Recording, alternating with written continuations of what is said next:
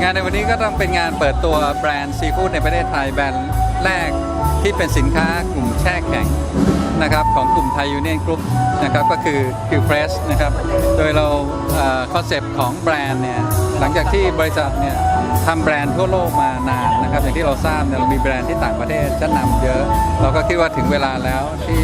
กลุ่มไทยยูเนียนซึ่งมีความชำนาญในเรื่องของสินค้าอาหารทะเลนะครับจะเปิดตัวแล้วก็แนะนำสินค้าที่มีคุณภาพนะนอกจากความสดความอร่อยแล้วเนี่ยผมคิดว่าความปลอดภัยในเรื่องของคอนเซปต์ก็คือปลอดสารฟอร์มาลีนแล้วก็มีการตรวจสอบได้นะครับมาสู่ตลาดผู้บริโภคชาวไทยแล้วผลิตภัณฑ์ของแบรนด์นี้แตกต่างกับแบรนด์ที่มีอยู่ในท้องตลาดยังไงบ้างคะคือผมว่าเราต้องการยกระดับมาตรฐานนะครับของสินค้านะครับอย่างน้อยในเรื่องของความปลอดภัยของผู้บริโภคนะครับก็ของเราเนี่ยจะมีห้องแลบของบริษัทเองในการตรวจสารตกค้างนะครับรวมถึงการทำงานร่วมกับแลบข้างนอกนะครับเพื่อให้แน่ใจว่าเช่นครอบครัวเนี่ยวันนี้ไม่ว่าจะเป็นพ่อแม่เราเป็นตัวเราหรือเป็นลูกเราทุกคนก็อยากจะเมื่อก่อนก็ห่วงว่าบริโภคปลาบริโภคกุ้งอาหารทะเลเนี่ยจะมีฟอร์มาลีนไหมนะครับวันนี้ก็ตัดปัญหานี้ไปเลยก็คือไทยเนี่ยจะเข้ามารับผิดชอบตรงนี้นะครับโดยก็สินค้าภายใต้แบรนด์ของ Key Fresh เราก็จะเน้นในเรื่องของมาตรฐานของคุณภาพนะครับแล้วก็ที่สำคัญเนี่ยเราก็คิดจากการวิจัยของทีมเราเนี่ยว่าทำไมร้านอาหารหรือผู้ประกอบการสตาร์ทอัพหรือ SME หรือแม้แต่ผู้บริโภคเองจึงทำอย่างไรทำไมเขาจึงจะต้องซื้อสินค้าแบรนด์ของเรานะครับคำตอบก็ที่เราเซอร์เวย์มาก็ง่ายๆครับคือ1ในเรื่องของคุณภาพนะคุณภาพก็หมายถึงว่าต้องการคุณภาพที่สม่ำเสมอตลอดนะไม่ใช่เดี๋ยวดีเดี๋ยวไม่ดีนะครับซึ่งซีฟู้ดจัดการได้ยากมากนะครับอย่างที่2คือราคาที่มีเหตุมีผลนะครับถ้าเราไปซื้อของทะเลเนี่ยบางครั้งเราก็รู้ว่าบางทีมีพายุมีอะไรเรือออกไปจับปลาไม่ได้บางวันก็จะมีของบ้างไม่มีของบ้างราคาขึ้นลงนะครับตรงนี้เราก็จะมาตอบโจทย์เพราะว่า Facility ของเราเนี่ยสามารถแบ็กอัพในเรื่องของ Frozen ให้กับลูกค้าที่จะล็อกราคาในระยะยาวได้นะครับอันดับที่3ก็คือความสม่ำเสมอในเรื่องของการส่งมอบนะครับบริษัทเนี่ยวางแผนในเรื่องการส่งมอบในการควบคุมอุณหภูมิของสินค้าทุกหลอดนะครับโดยรถทรัคของเราเนี่ยมีการควบคุมอุณหภูมิตลอดนะครับหรือว่าต่อไปในกรุงเทพรถติดก็พวกมอเตอร์ไซค์เราก็จะมีถังเก็บความเย็นหรือมีเจลแพ็คเพื่อให้แน่ใจว่าวัตถุดิบที่ส่งจากบริษัทไปถึงครัวไม่ว่าจะเป็นร้านอาหารหรือเป็นของลูกค้าเนี่ยมีความคุณภาพที่ดีตลอดนะครับแล้วก็ประการสำคัญก็คือความสะดวกรวดเร็วนะครับผมว่าเราสามารถที่จะจัดส่งได้ภายใน24 ชั่วโมงนะครับค่ะแล้วคือการดีไซน์เว็บไซต์ในออนไลน์ต้องยอมรับว่าวันนี้ผู้บริโภคเนี่ยด้วยเทคโนโลยีปัจจุบันนะครับไม่ว่าเรื่องของการสื่อสารหรืออุปกรณ์เครื่องมือเนี่ยผมว่าทุกคนใจร้อนมากขึ้นไม่ใจร้อนนะคือต้องการอะไรที่มันฉับไวนะฉะนั้นเวลาที่เราดีไซน์เว็บเนี่ยทำยังไงผู้บริโภคจริง1 2 3แล้วก็ได้สินค้าเลยนะครับก็ผมก็เน้นเรื่องความสะดวกและคอนเวเนียนต์มากกว่านะครับแล้วในอนาคตเนี่ยบริษัทวางแผนนะครับที่จะทำในการนำเข้าสินค้าโดยเฉพาะเช่นกรุงเทพเนี่ยมีร้านอาหารญี่ปุ่นปัจจุบันมากกว่า 1,800 ภัตตาคารนะครับเจ้าร้านอาหารญี่ปุ่นที่ดีเนี่ยเขากินอาหารสดที่เขาเรียกว่าดิบที่เรียกซาชิมิก็คืออาหารดิบนะครับแต่คุณภาพต้องสูงมากฉะนั้นวัตถุดิบเนี่ยไม่ว่าที่จะใช้ในประเทศหรือนำเข้าเนี่ยจะต้องเป็นวัตถุดิบที่ดีร้านที่เป็นเน้นคุณภาพมากเนี่ยเจ้าของเนี่ยจะต้องบินไปญี่ปุ่นแล้วก็บินไปวันนี้เพื่อไปถึงพรุ่งนี้นะครับแล้วก็กลางคืนก็ไปซื้อปลาที่ตลาดที่เรียกชูกิจิมาร์เก็ตที่เป็นตลาดปลาที่ใหญ่ที่สุดในญี่ปุ่นเพราะปลาบางตัวบ้านเราไม่มีนะครับแล้วก็นั่งเครื่องกลับมาก็ต้องเสียเวลา2 วันนะครับสังเกตว่าร้านดีๆเรามักจะบอกเชฟมักจะบอกแล้วโอเคมาวันสมมุติว่ามาวันจันทร์ติวันพุธติวันศุกร์ติเพราะเขาบอกว่าวันปลาเข้าใหม่ๆเราก็ไม่เข้าใจปลาเข้าคืออะไรนะครับก็คือหลักการปลาเข้าคือวันนั้นคือเขาไปซื้อปลาแล้วเข้ามานะครับเราก็ดูว่าช่องว่างตรงนี้เนี่ยเราทำยังไงเราจะช่วยผู้ประกอบการได้ต่อ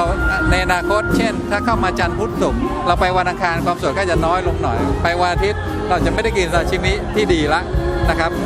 และเมื่อก่อนก็สมมุติขายปลาวันละตัวตามเข้ามา3 วันก็ต้องซื้อมา3 ตัวสำหรับขาย3 วันนั้นแน่นอนปลาวันที่3ก็จะคุณภาพ ก็จะไม่สู้วันที่ 1ไม่ได้นะครับบริษัทก็จะเข้ามาเสนอโซลูชันตรงนี้โดยการทำงานร่วมกับพาร์ทเนอร์ที่เป็นผู้เชี่ยวชาญที่ตลาดชูกิจินะครับให้คนญี่ปุ่นที่ซื้อปลาซื้อกุ้งซื้อปลาหมึกเก่งในประเทศในตลาดของเขาเนี่ยทำงานร่วมกับเราแล้วก็ส่งทางแอร์ทุกวันต่อไปเราเข้าไปร้านญี่ปุ่นที่โคกับเราเนี่ยหรือเป็นลูกค้าที่ทำพาร์ทเนอร์กับเราผมว่าเราก็จะได้เราในฐานะผู้บริโภคก็จะได้ของสดใหม่ทุกวันนะครับผมว่าก็จะเป็นประโยชน์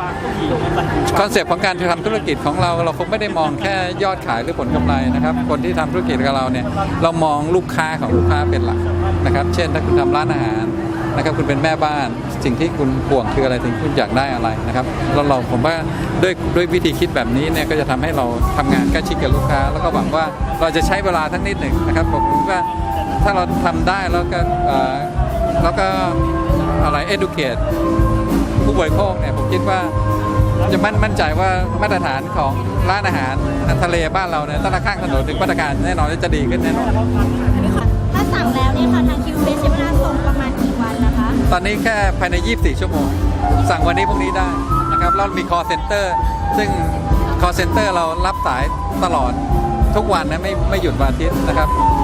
และรายละเอียดเราก็จ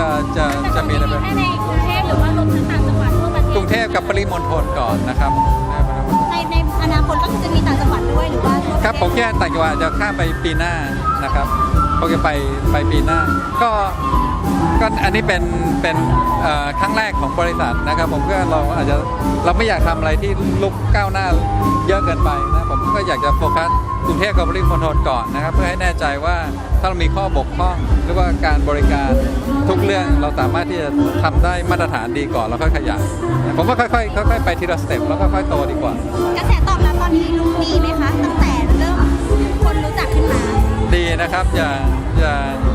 ยกตัวอย่างไม่ว่าจะเป็นกุ้งหรือปลากระพงนะครับปลากระพงเรานี่ก็สดอร่อยมากนะครับแล้วก็คุณภาพไม่ต้องพูดถึงนะเพราะเราอย่างที่พวกเราทราบเนี่ยถ้าอาหารทะเลสำคัญคือวัตถุดิบที่มีคุณภาพถ้าเราได้วัตถุดิบดีเนี่ยทำยังไงก็อร่อยนะแต่ถ้าวัตถุดิบไม่ดีเนี่ยแบบใช้ฝีมือกุ๊กยังไงมันก็ไม่ง่ายดังนั้นนี่เป็นที่มาว่าเราจะเน้นในเรื่องของคุณภาพค่อนข้างเยอะ คือปอเป็นลูกค้าคิวเฟรชอยู่แล้วค่ะแล้วเราก็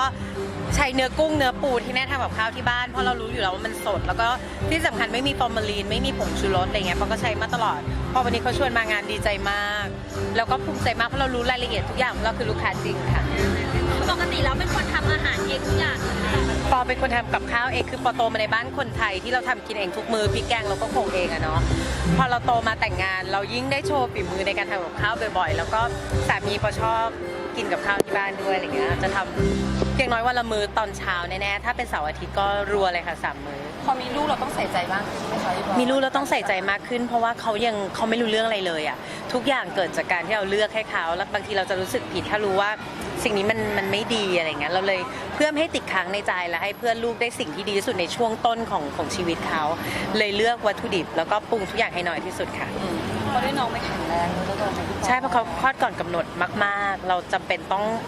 บำรุงเขาอย่างในช่วงปีแรกก่อนอลินทำบอลลูนหัวใจอย่างเงี้ยค่ะต้องทำยังไงก็ได้ให้เขากินให้เยอะที่สุดเพื่อทำน้ำหนักอะไรอย่างเงี้ยเราก็เลยจะขวนขวายทุกอย่างที่มันดีให้ลูกอยู่แล้วค่ะ แล้วตอนนี้คือ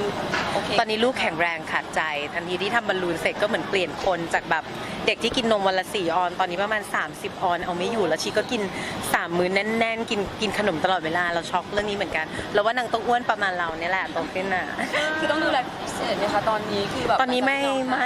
คือก่อนทำบอลลูนหัวใจดูแลเป็นพิเศษแล้วปอไม่เคยเอาลูกมางานอะไรอย่างนี้เลยอะค่ะพอตอนนี้แข็งแรงเหมือนเด็กปกติแล้วเราก็เลยแบบเริ่มพามาเจอคนให้เขาชินบ้าง เรียกว่า